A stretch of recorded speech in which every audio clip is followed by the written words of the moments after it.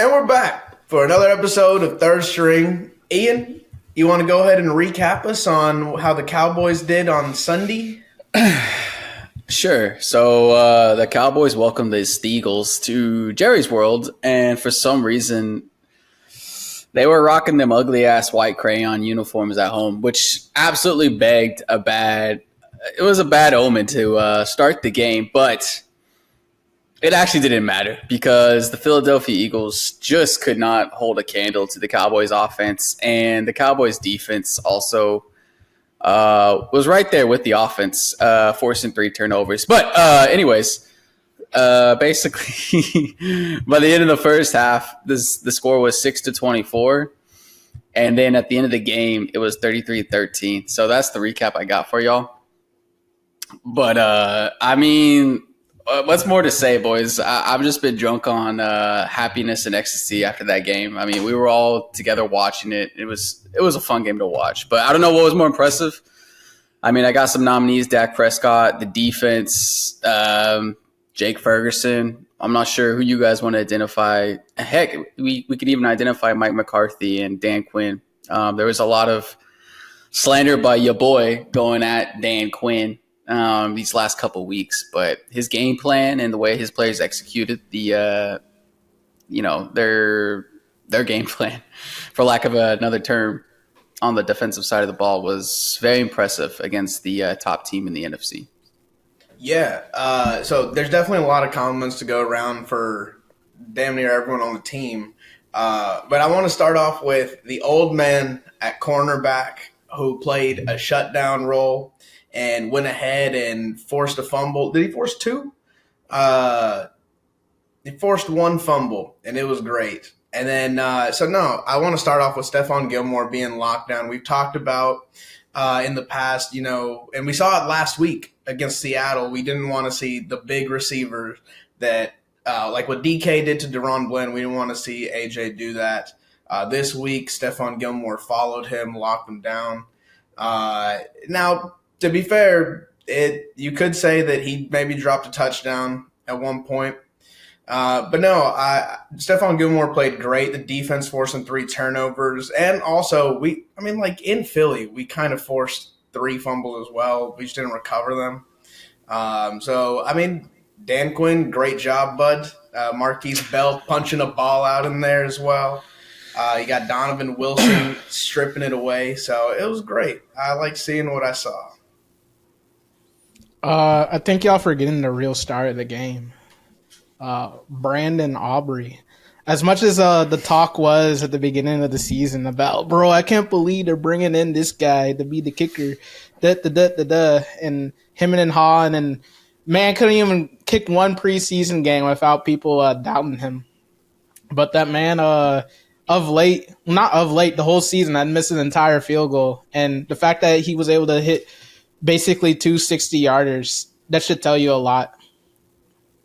Yeah, I think, and, like you said, he was getting criticism before the season even started. I feel like that's more of Cowboys fans being burned by kickers in the past. But no, Brandon Aubrey, he could have kicked it from 70. It hit the net from 60. It was gorgeous. He had a great game as well. And then we could turn to the offensive side of the ball, too. Rain Dakota Prescott dropping it in from the sky, rains down like diamonds into the head. Michael Gallup just on the sideline catching that ball. Rain Dakota Prescott, again, killing it. My guy.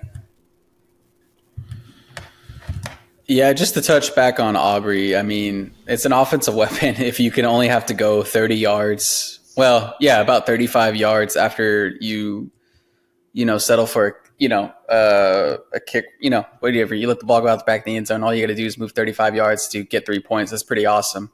But Dak was on his game. And you mentioned Michael Gallup, Rudy. I know I've slandered him a lot, but it's pretty awesome just to have the deep ball go right to him. And, he's there to make that play. It's a nice thing to see. But, just the way Dak was in his bag with the offense was pretty nice. And the thing, too, is I noticed there was no forcing anything, right? So, If he would do his first read, if it's not there, check down to Tony Pollard, who probably caught like 5 check down passes. It could have been 3, whatever, but he was always there. Dowdle caught a check down pass as well. And so that kind of going through your progressions, taking what the defense gives you. And that sounds simple enough, but not a lot of quarterbacks will do that. They'll force it. So it's just being smart, and that's what he was. The offensive line looked solid. Obviously, even the ref in the booth didn't think Tyler Biadish's chop block was a chop block, but no, man. Offensively, it felt like a complete team. Like it was a complete team performance. It really was. Ironically, it's kind of funny how this was kind of the way that they were scoring to begin the season. People were panicking, but it's kind of funny as they walk away from this game. And granted, maybe the opponent has something to do with it, but like the fact that they just kept settling for field goals. What did Aubrey have? Like 4 field goals? 1, 2, yeah, he had 4. Yeah, 4 field goals. And I mean, it's kind of hilarious how, considering how everybody at the beginning of the season, they got so upset with all these red zone issues. And granted, yes, red zone issues isn't going to really get it done most nights. But the fact that you have someone that's going to make all their field goals, and it kind of proves to you in this kind of pseudo playoff game that, look, if you spend every possession theoretically scoring, whether it be 6 or 3 points, 9 times out of 10, you're probably going to win that game. And it's going to work in your favor towards the end of the game. Yeah, it's like you said, man. They followed the blueprint to perfection, and it started with the first drive. And then by the when they started settling for field goals, it just didn't matter at that point. And Philadelphia had that scoop and score, but by then, like, they needed to stop right after that, and the Cowboys offense just they didn't let them build the momentum off of that. And by then, so the Cowboys just kind of kept killing the clock, and I think Philadelphia realized that they were out of the race after that other field goal, because there's no way they were going to make up 2 scores. And even on the last drive with Devontae Smith was driving, for some reason people are like harping on it all game, or recapping the game, that the Eagles are still moving up and down the field, but they were taking a lot of time, like in the second half, just to move the ball, and it wouldn't have mattered, the way they were going. I don't. It just was nice to see the contest kind of end after that turnover with Aubrey and Dak, getting the field goal range and getting that last field goal. Yeah, I mean, like I mentioned turnovers earlier briefly, but I mean that played a massive role in creating that lead. Because I mean, I'm pretty sure I don't have the exact stat on. I'm pretty sure we scored on every single one of those turnovers. If not, we may have missed one. I don't know. But it definitely didn't provide any wiggle room for the Eagles to make mistakes, and they weren't getting it done. And that goes to the good game plan by Dan Quinn. Again, having Gilmore on AJ. The run defense was pretty solid, I would say, too. And then and then again, complimentary football. The offense taking care of business on the other end, putting points up on almost every possession. I think you mentioned Brandon Aubrey being an MVP of the game, Justin. With extra points, he put up more points than the entire Eagles, So, it was just extremely complete. Let's go ahead and move on to Buffalo. Honestly, if we're gonna look grand scheme of things, starting with this Eagles game, I think this is gonna be the toughest challenge for you the rest of the season, because of 2 things. Number one, Josh Allen goes without saying. You know how the Cowboys defense tend to lose sight of running quarterbacks here and there, and that man been playing desperate, so they took that leash off of him to allow him to run for once this year. And then number 2, that weather up there in Buffalo. You know how these boys be in the outdoors.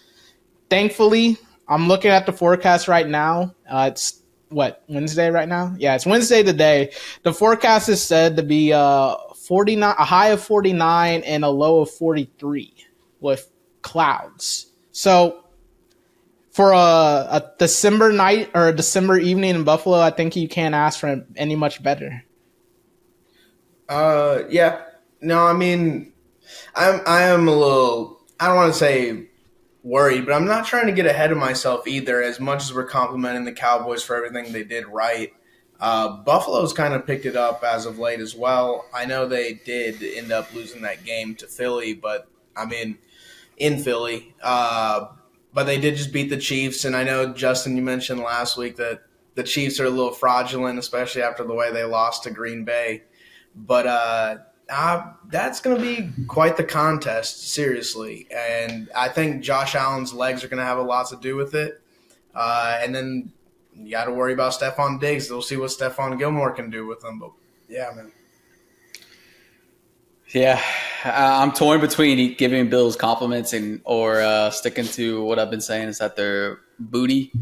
But this game is up in Buffalo. Well, yeah, that's the real element right there. Is it's outdoors on grass in the cold. It's on bro. grass. Like, I thought they have turf. they have turf now too. I think do they they- had it turf looks for like a minute. Yeah, it looks like Man. turf up there. But if the weather hold, I don't know if it's windy and cold. I mean, heck, the Cowboys ain't used to that. But nevertheless, man, I feel like we said this a couple times about, oh shit, the Cowboys going over here, going to play this team. We'll see how it goes. But they've seemed to pass the test. To Rudy's point, I ain't trying to get ahead of myself, but Well, I'm excited. I can't wait to see I- this. I ain't trying to be too, nervous over this matchup, but let's go get it, man. You Well- got that hump over beating a good team out of the way. It's a nonsense narrative, but it's done. It's not in your mind anymore. So let's. I think go this finish is the job. final test of the season. I mean, okay, what you play Buffalo, like the other two good teams on your schedule, Miami and Detroit. Like, let's be honest, the way that you get to go to Miami, which you should play like you're playing at home there. You get to play Detroit at home, and those two teams, I feel like, quite frankly, aren't going to be able to stop you. Buffalo, I mean, they got like zero playmakers on defense, unfortunately. They've pretty much lost almost every other playmaker on their defense due to injury. So as long as you can get in a rhythm to begin with, and like even if you do have to get in the shootout with Josh Allen, I feel like you guys that if you follow the same blueprint, that okay, even if it means we have to take a field goal here and there, I think you'll be all right, considering that the past couple of games they've displayed that, hey, scoring isn't really an issue. Yeah, I mean, I will add, Ed Oliver is pretty solid over there. Now, I'm not acting like it's a murderer's row, defensive lineman Buffalo has, but no, I think more than anything, it's like what we talked about, and even if the weather's clear, it's that outdoor element of it all. And What time is this game? It's a 3:25. Oh boy! So by the fourth quarter, it's going to be totally different. Dark. Yeah, dark, and all hell's about to break loose in that. I will concur with what you're Stadium. saying, though, Justin. With this being like the toughest test remaining on our schedule, it feels like with Detroit and Miami, they are who the perception of the Cowboys have been, where it's like, oh, sure, they have a good amount of wins, but they're not serious. Like, they won't go anywhere. And that's, to me, who Miami and Detroit really are, where you have a good record. One team put up 70 at one point. The other team was damn near first of leading the NFC, but they're just not real teams to me at all. So, yeah, this Buffalo one, keep your head down, but, this is definitely the toughest challenge remaining on the schedule. Bro, if I had to see the D-line fight gravity to Sunday, when it's going to be even more of an act of gravity being at play by having to tackle Josh Allen. Let's just say I feel like I'm going to be a little annoyed with the defensive line not finishing a sack or two just because of who they're playing. I'm just already mentally preparing myself for that. Yeah, it's a good thing to get prepared now because it's definitely going to happen. Josh Allen's going to be flying up and down the field, but our boy on the other side of the ball, I think, could go toe to toe with them. So even if the defense does poo-poo, which they haven't really done that. Actually, never mind. I take that back, Seattle. But there's always been a player that stepped up in the crunch time on this defense. So it'll be interesting to see who that is up in Buffalo. But regardless, I think Prescott will take care of it. Well, and so you mentioned, poo-pooing the game against Seattle, but I also think that was, I don't want to say a wake-up call, but like Dan Quinn's like, oh, we're not going to actually leave Stephon Gilmore on one side of the ball. We're going to move him with the players. So I think I don't have another word for it. It's a wake-up call where you're like, we got to make more adjustments. We got to game plan a little bit better, specifically for the team we're going up against. And so while that was a poo-poo game, I almost don't expect it to be to that extent anymore, just because like I don't know, but I think you see it as like, okay, we underestimated Geno Smith, we underestimated what DK is going to do. We're not going to let that happen again. Now it's my turn. Ian, I want you to step aside today because I think that I want to give out the Running Backs Matters Award for this week. And I think it goes to one Ezekiel Elliott. Y'all might gonna call me a homer, this, that, and the other, yada, yada, yada. But that man had, close to 150 all-purpose yards, a touchdown, and practically carried Zappy and the Pats over Tomlin and the Steelers. That man was running the rock hard. He was extending drives, and he was willing it to victory. I mean, I'm not gonna say that was prime Zeke, but that Zeke still had a lot of meat on the bone, if you ask me. And let me say, Ramondre Stevenson ain't doing what he was doing this game. Yeah, in that game, he was the only football player worth a damn. Only one, dude. The quarterback matchup was driving me insane. It was making me question why I watch football. No, you watch it because you get to see performances like Ezekiel Elliott, bro. Hold on. You got a little ahead of yourself there. But I'm not one of these analyst nerds who only think that quarterback's the only position on the field. You got to give me a second, Justin. No, Ezekiel Elliott played fantastic. You're right. He had it was 140 all-purpose yards. He got that early touchdown. And, dude, again, terrible game to watch, but not because I needed a 300 passing yard game from each quarterback and 3 touchdowns. Just because, like, no one on the field, except for Zeke, was, like, even trying. Like, I mean, you got Hunter Henry scoring touchdowns. Like, what are we – from Bailey Zappi. You got Mitch Trubisky. That was a nice pass. You got Mitch Trubisky. He might as well just throw it into the dirt next time he puts his hands on the ball. He's just terrible. Zeke, he did great. That was good. Yeah, so the Running Backs Matter Committee is it's a what do you call it? It's a Republican type process, bro. So I see you in the audience. I hear your voice, Justin, and I absolutely approved that shout out from Zeke Elliott. I mean, Weezy, you can him and haw all you want, but I didn't him or haw. When it comes when it comes down to if you just go on YouTube and type in New England Pats versus Steelers, and you just look at the highlights, bro, Zeke take up 8 minutes of that 10 minutes game, bro. So, I mean, what a shout out. And this president absolutely approves it. And you know what, Justin? You can lobby to your boy anytime you want because, what do you call it? My constituents like that nomination, and it'll take me some places. But yeah, what a performance, man. What a performance. Like I said, he was on every highlight. And sometimes it was even a Pat's pick because that man was hustling and bustling. And yeah, he made the game-saving tackle. He did make a tackle. He did, yes. You know, Belichick was loving that performance. He said, bro, if I could have 53 Ezekiel Elliott's on my team.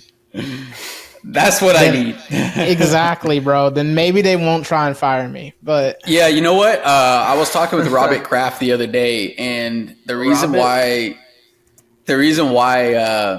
There's been a couple of newspaper articles that come out recently regarding Belichick. It was because, not because of these last few games or his whole season. It was because that man didn't have Zeke back there getting his touches and getting the extra, what do you call it, marketing campaigns out there. That's the real story. But let's keep that hush hush.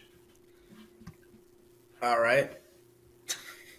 But another thing that doesn't need to be, another thing that might be needed brought to the light. What are the Chicago Bears gonna do at the end of the year? Because I'm willing to buy some stock in my marquee. Granted, I'm older than him, but Mr. Fields, bro, that man done put it together a couple of weeks in a row now. He might be on that Jordan Love trajectory of stinking a little bit and then finishing strong. So, granted, I don't know if this says more about the Lions than it does about him, but both performances I think need to be brought to the table. Yeah, I want to say the first time they played earlier this year, Justin Fields had a good game against the Lions as well, right? It's like 2 weeks ago. Yeah. Yes, but you're right. Yeah. So I think some of that does have to go with the Lions having no contain. Justin Fields rushed for over 100 yards, which is more than your running back of the week, Ezekiel Elliott, did. And so, look, I think, and don't get me wrong, I like Justin Fields, but a lot of that I think had to do with DJ Moore being spectacular. He's got the first rushing touchdown. There was an offsides jump, and then you go ahead and throw it deep to the man. You're shaking your head at DJ Moore.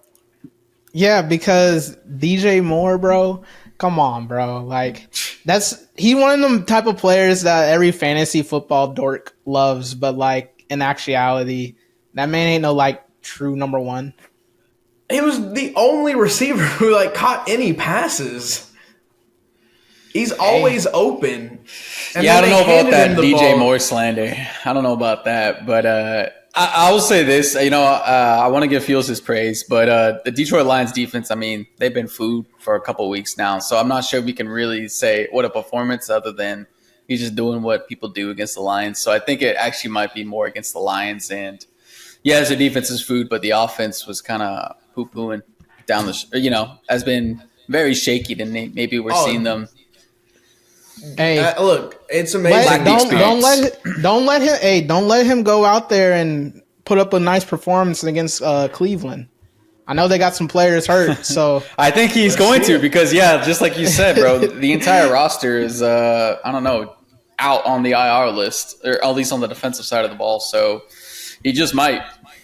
So yeah, I'm telling you, bro, he gonna play. Like, granted, they still got the Panthers stinky pick, but I think it's going to be come the end of the season. It's going to be a question of maybe you give him another chance. Yeah, I think you have to. Okay, and let's say he does do good against the injury-riddled Browns and good against the Lions. And I don't want to be that guy who's like, with the Cowboys argument where people are like, well, they haven't played anyone. And I don't know the Bears schedule, so I don't even know if there's a good, game coming up where we can see Fields showcase his talent against an average defense. But I would like to see it against an average defense. I get it. We're going to disagree about whether or not the Bears are going to do anything for Justin Fields' future. But another thing that I feel like I don't know why people are disagreeing about this, but Kadarius Toney, bro, and Patrick Mahomes, I don't know. I don't understand how we can all not be kumbaya and come together as a nation to understand that, yeah, that dude was offsides. And no, I'm not trying to hear, well, he was an offensive player being offsides had nothing to do with the impact of the play. I don't care, bro. It's the rule. And not to be a rules guy, but that's elementary. How can you not line up on side? The only pushback I'll offer is just because, that play was kind of dope, though. Like, it going all the way through. So I would just like the ref to see, pick up the flag and be like, you know what? That was a nice play. And, this is the same KC team that had the best defensive highlight, I think, so far of the season, which was against Miami, where the guy tossed it backwards to after a pick, and they got a touchdown. So it was nice to a see fumble. But Yeah, the turnover. But it was nice to see that another, crazy ass, wild ass play that it isn't too common in the NFL. And so I feel like there should be another rule that says, hey, you know what? That was pretty dope. So let's just pick up the flag and eat it. I can probably count on one hand how many times this year I've said this sentence I'm about to say. But I agree with Justin. Dude, it's the rule. I mean, like, and you know who I also agree with? Shaky and alliances I don't are think, forming. And you're about to hear the shakiest alliance because Roger Goodell comes out today and he goes like, I mean, that's clearly, it's obvious. And it was. Like, what is Kermit voice ass Mahomes yelling at the ref for? Unnecessary. Forget left. Forget Mahomes. And Kadarius. Justin sent a video earlier this week, and it's Kadarius Toney doing the laziest check with the ref you'd ever seen. I mean, like, look how quickly this, and it might be slower than what he did. He just goes. He doesn't even give him time to correct him. He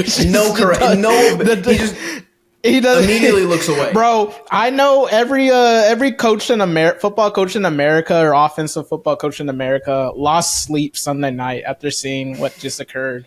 And it wasn't because they took points off the board in. Well, I mean, maybe it was. But it was that lack of effort by Kadarius right there to not even line up. So forget Mahomes, forget Andy Reid trying to not throw the receivers under the bus and, trying to make an enemy out of something stupid and to save the locker room. Kudos to you for doing that. What I can't have is media members taking that serious and being like, they got a point. They got a point.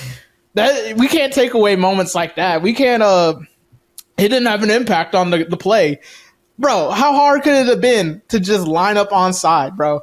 Like you mentioned, the coaches telling that. Like, I can literally see it back when I was at WT White. If I showed up to practice the next day, the coaches, and I know Izar, who was the head coach of that, he would immediately be speaking about like it's a team. Like you failed the team. You let the team down by not checking the diligence.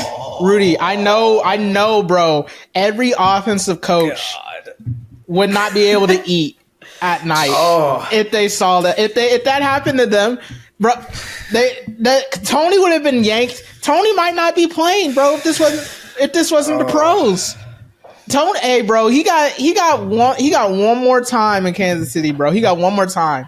And I mean, he's a talented player. Don't get me wrong, but I mean, Andy Reid and Patrick Mahomes, give them the Oscar because the fact that they put on that performance to be like, I can't believe they would call that.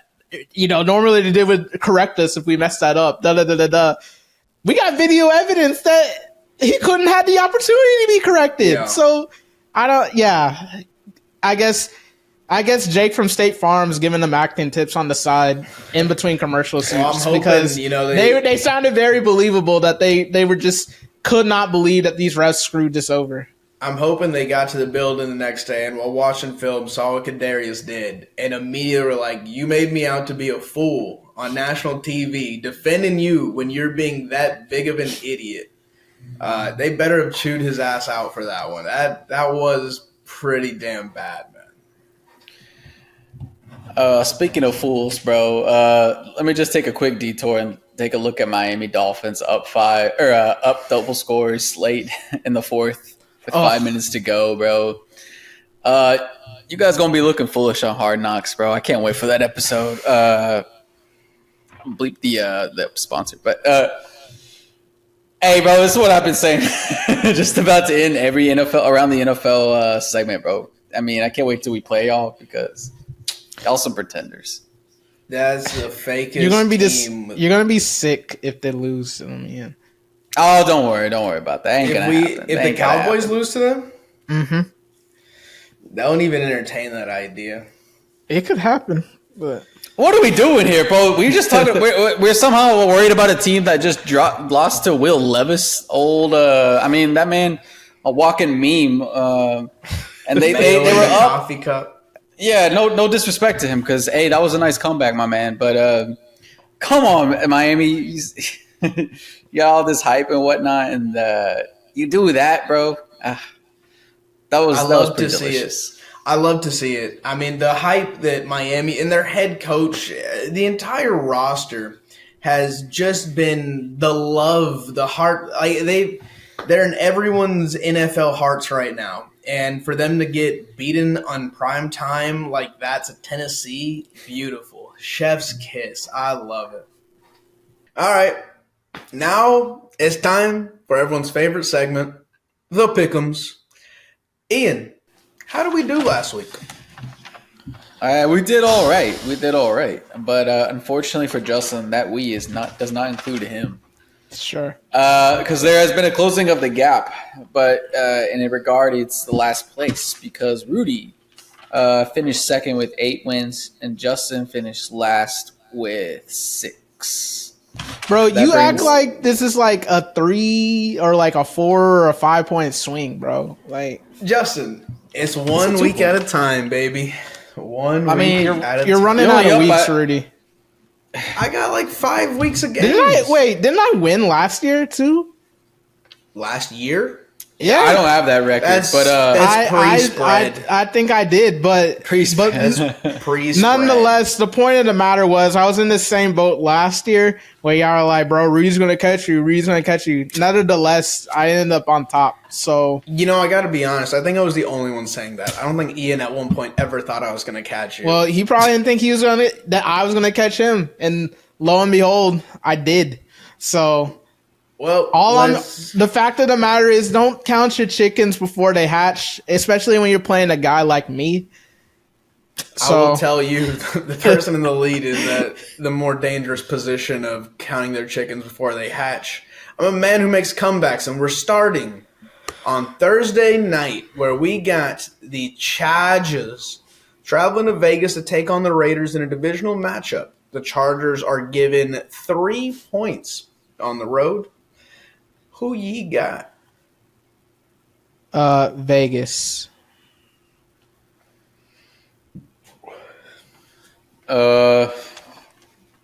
Give me the Chargers.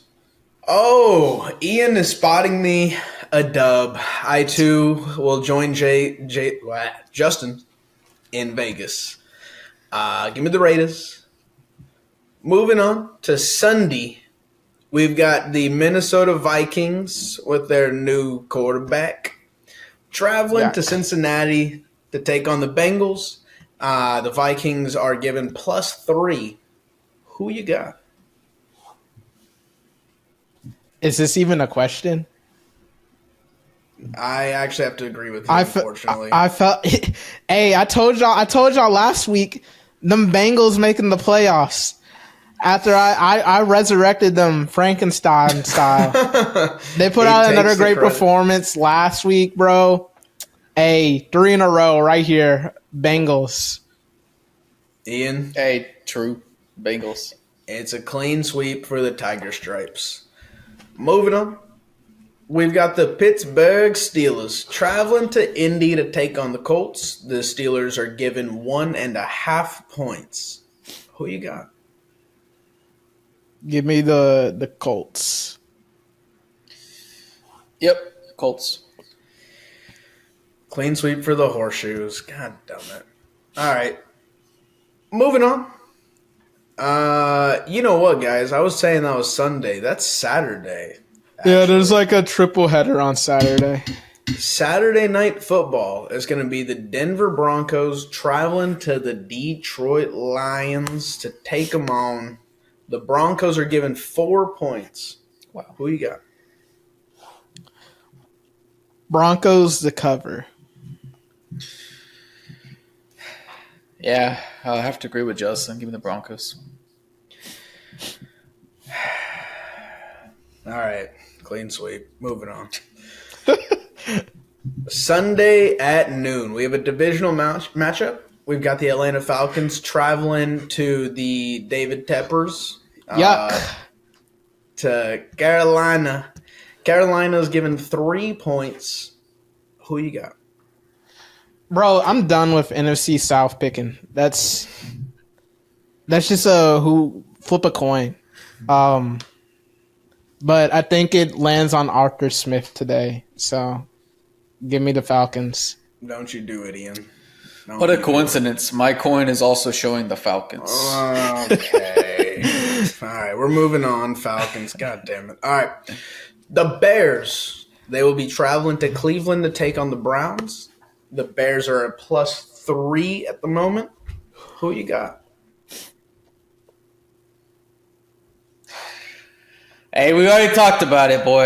And I'm a big believer in that dude at quarterback. Give me the Bears.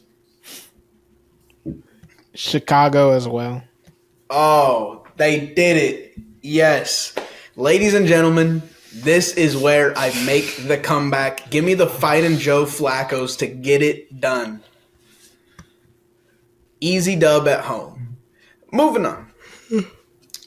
The Baker Mayfields, the Tampa Bay Buccaneers will be traveling Don't call to them Go that. Pack Go to Go Pack Go up in Lambeau. Right now, the Bucks are spotted 3 points flat. Who do you got? Yuck. But then again, the Pack just got embarrassed by a character. So,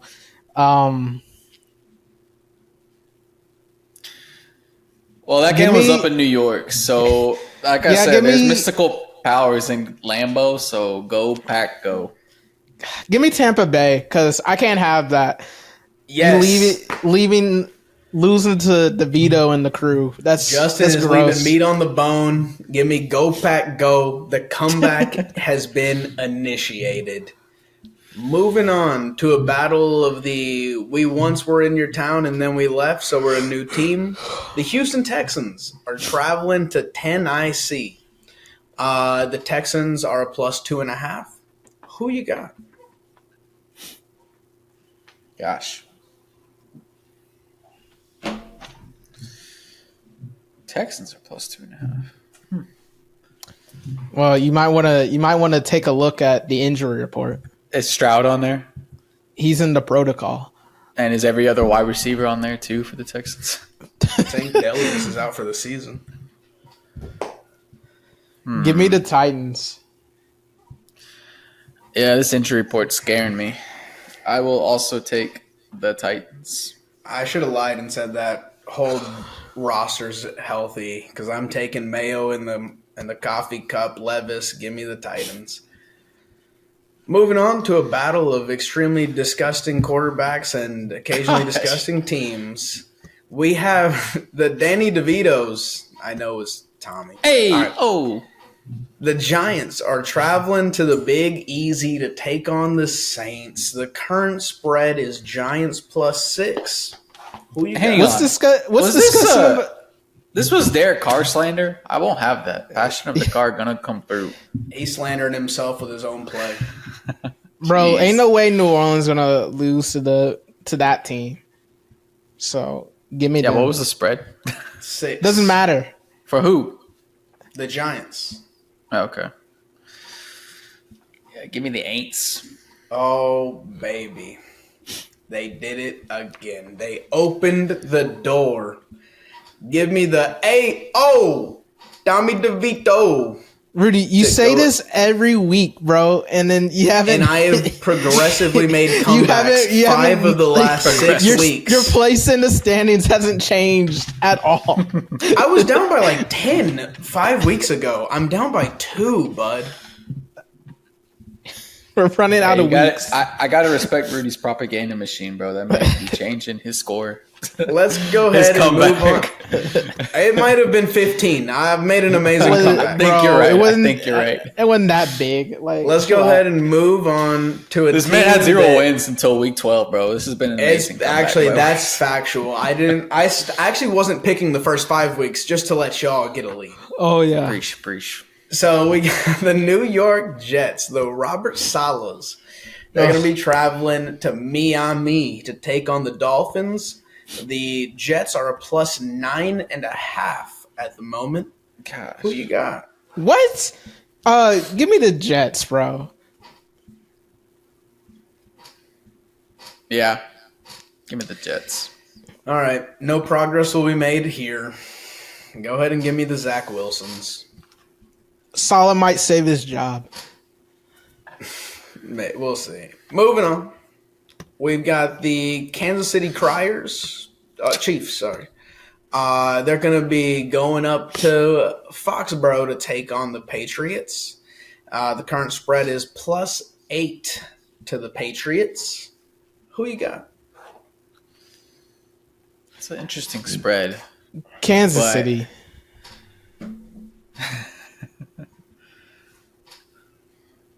I'm tempted, but actually, Weezy, you make your pick. I'm going to do a little research real fast.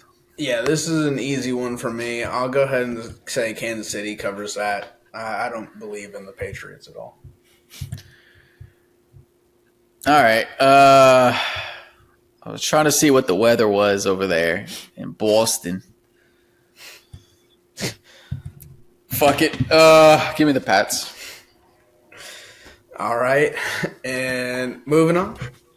We've got the 49ers traveling to Arizona to take on the Cardinals. The current spread is Cardinals +12.5. Who you got? Give me the 9. What was it again? Cardinals +12.5.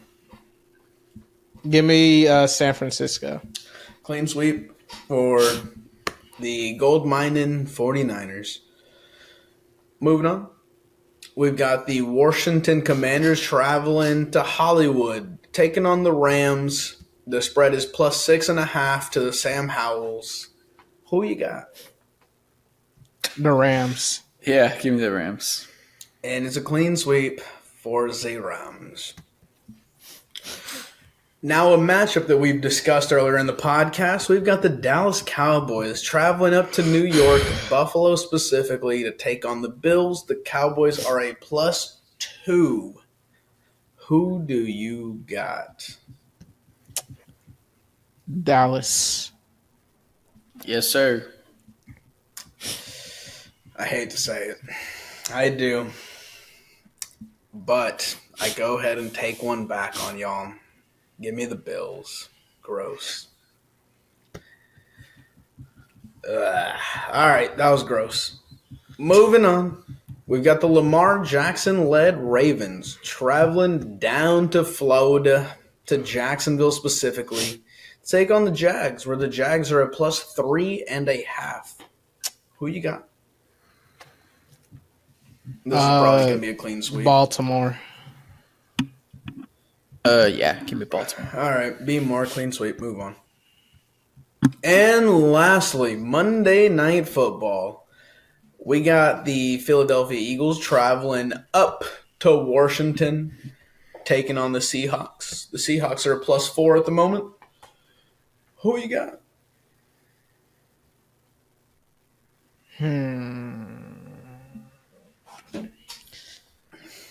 Sneaky Pete always gonna put on a show, so, and they also almost pulled it off last week, but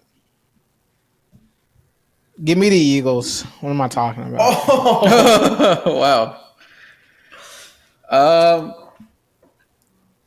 You know what? I'm going to take the Eagles, but I want to take the Seahawks, but I'm using psychology to be happy either way. So give me the Eagles. Ladies and gentlemen, they are trying to give me the lead. Give me the home field advantage. Seahawks to cover and get Wheezy past J Noob. Thank you. Anything Let's else? get out of here. All right. Thank you.